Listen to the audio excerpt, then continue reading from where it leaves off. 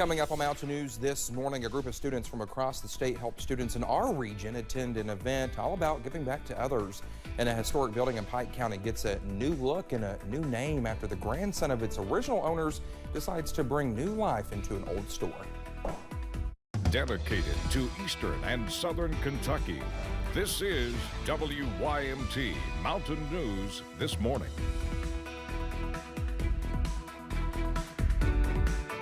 6:01, good morning to you. It's Thursday and it's a little bit rainy outside. I'm Dakota Makris. Thanks for joining us this morning.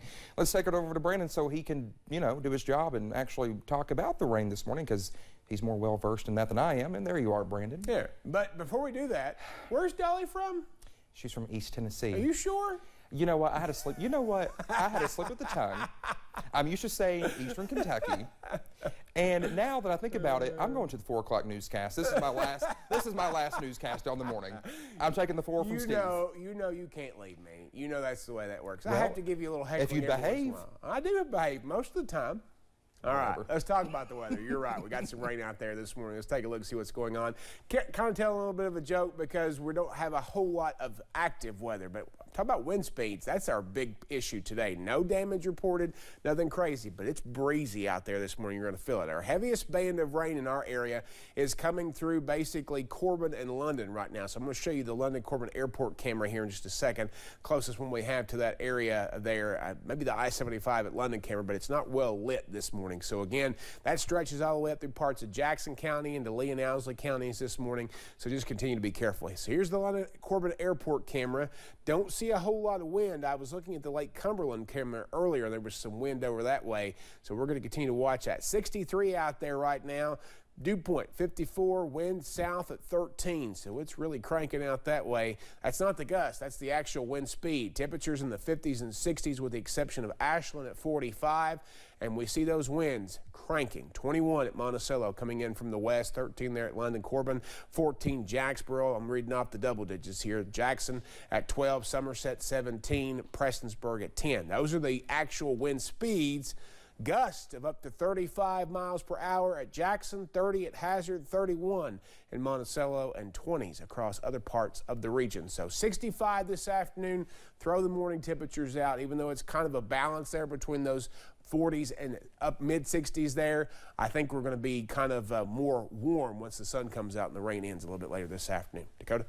All right, Brendan, thank you. Well, the Kentucky Beta Club Convention is this week in Lexington, and hundreds of students from across the Commonwealth made the trip. But for one class, it's their first time at the convention. As Chad Hedrick explains, thanks to a group of students from across the state, students from a flood-damaged school in Knott County are learning the other side of giving back. You wouldn't know by looking at them, but these Beta Club students are from 2 different schools, about 4 hours away from each other.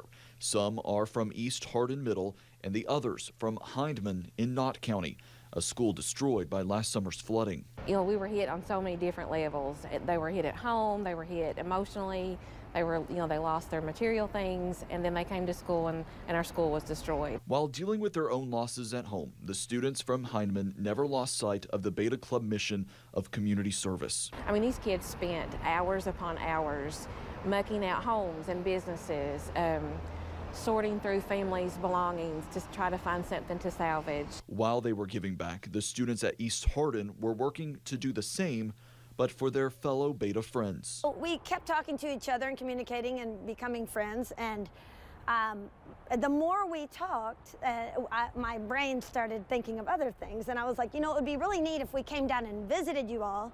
Let's do pen pals. The 2 classes met, exchanging shirts, social media accounts, and building friendships. I said, hey, convention's in Lexington now. I know you guys are a lot closer to Lexington than Louisville. Maybe we'll see you there.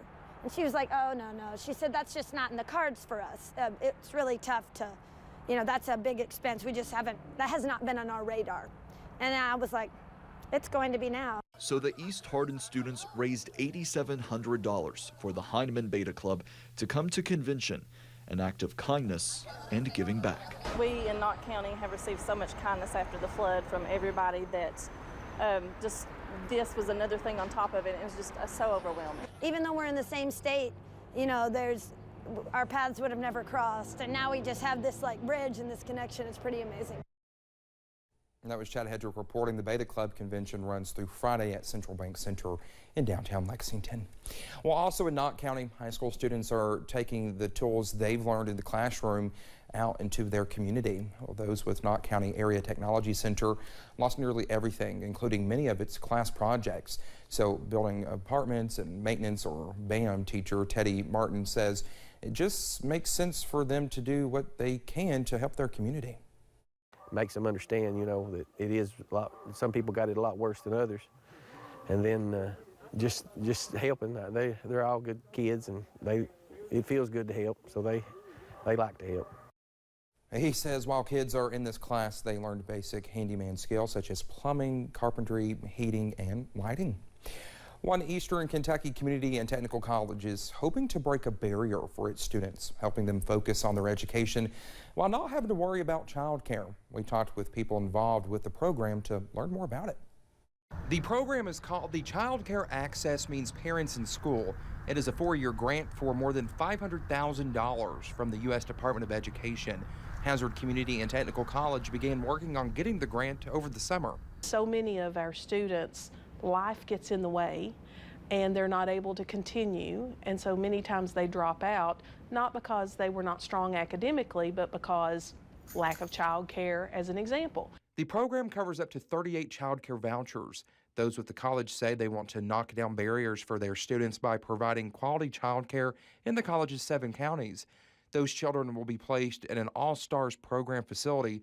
All-Stars is a quality rating system. All our programs are a 3, 4, or 5. A lot of them are already 5, and some of them are already nationally accredited. They are hoping this lessens the burden on their students so they can focus on graduating while knowing their child is taken care of. We do think it's going to bring in some new students and possibly even students that has dropped out for child care, since it will be a new program for them. There are some steps students need to complete, like completing a graduation plan, applying to the Ready to Work program, and remain in good academic standing. In Hazard, Dakota Makris, WYMT Mountain News. Hazard Community and Technical College President and CEO Dr. Jennifer Linden said in a statement, quote, "Knowing that access to child care is a stumbling block, we are thankful for this program. It will be exciting to see how this grant changes lives," end quote. Well, a historic building in one Pike County community is getting a bit of a facelift and a new name. Formerly Johnson's Store in the Wolf Pit community is now under new ownership and is being transformed into an antique shop. Chris Epling, the grandson of the original owners, says he grew up in this building, and after the store was passed down to him, he wanted to share the history of his community and his family in a unique way. History in Appalachia is something that is not going to be passed down by osmosis, just because you're close to someone who knows something. And there are people who are trying to preserve it. I don't really see myself so much as a historian trying to preserve it as much as someone who appreciates the history and wants to share it.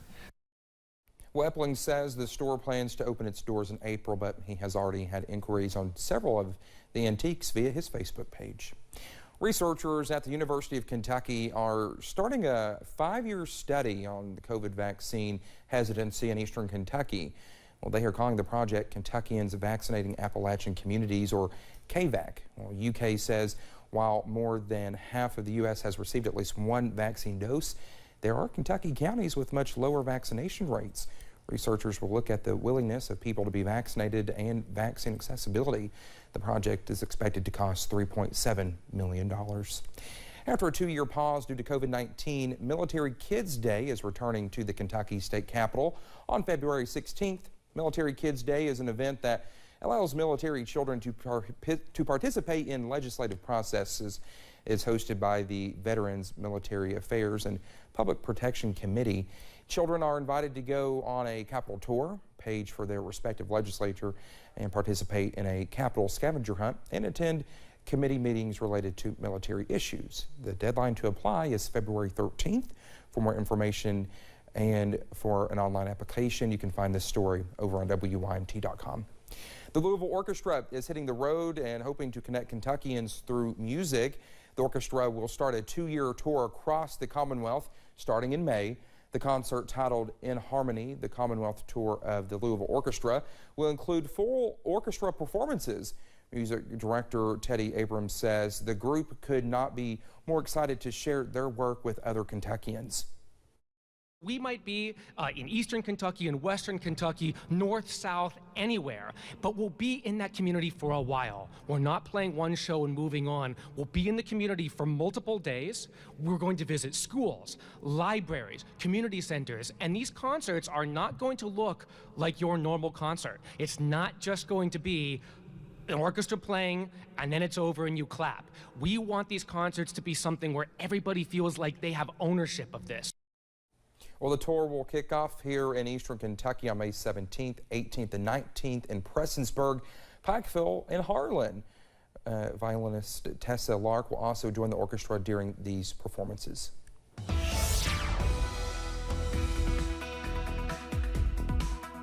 6:11 here on this Thursday morning, Friday Eve. We're tracking some rain across parts of our area. Let's go over to live pinpoint Doppler radar. Starting to fizzle out there a little bit on the main line, but still some heavy pockets of rain drifting toward eastern Kentucky, far eastern Kentucky there. It's basically through parts of Lee and Owsley counties, coming out of Jackson County and Laurel County into Clay County, and coming out of Whitley County into Knox County at this point. So we're watching all that and some more back out toward central Kentucky. Lake Cumberland, look at that wind on those trees right there. A little bit foggy down that way this morning, rain coming down, but the wind is what I noticed earlier, blowing those trees there off in the distance. Temperatures are very mild, and the rain has cooled us off a little bit. So again, that 60 might actually end up being the case there by 7 o'clock with the rain coming through, but the warm air really surged in here earlier. Mid-60s still, Jackson, Manchester out there, a lot of low 60s across parts of the region, and some 50s and 40s up into northeastern Kentucky. So we probably will rebound back into the mid-60s this afternoon after the rain goes through, so it might end up working out. We're going to see some late day sunshine as well. Dakota?